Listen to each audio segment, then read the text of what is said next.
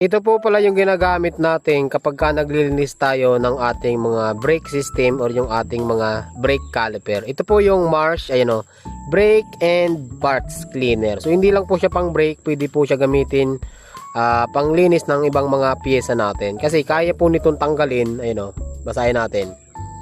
Quick action, ayan, fast drying, professional cleaning, remove oil or grease and dirt. So kaya niya pong tanggalin yung mga langis-langis natin, kaya niya rin po tanggalin yung mga grasa sa mga bearing, pwede po itong gamitin panlinis at simple sa dumi. Actually, pwede nga siya sa CVT gamitin, ano. So paano ba ito gamitin mga bro? Ito, pagka bumili kayo, mayroong kasamang parang nozzle. Tatanggalin nyo lang yan. Okay, tapos ito, yan, mayroong butas dito yan sa may nozzle. Ilalagay nyo lang dyan, oh. Isasalpak nyo lang yan dyan, mga bro. Tapos, syempre, mas maganda, i-shake nyo muna bago nyo gamitin.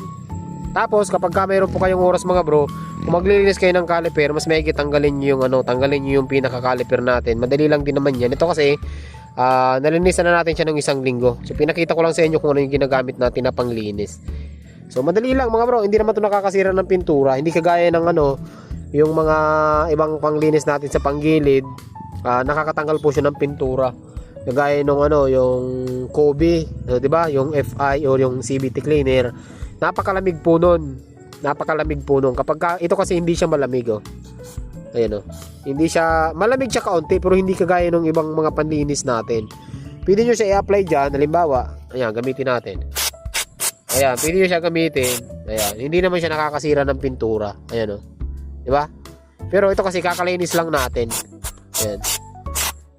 So, para hindi na kayo magpalinis sa shop, kayo na lang yung maglinis. Napakadali lang din naman mga bro kalasin yung mga piyesa ng ating mga motor. At sa mga gusto makapanood ng full tutorial natin, meron tayong mga video sa YouTube kung paano maglinis gamit yung ganitong klaseng cleaner natin, yung Marsh Brake and Parts Cleaner.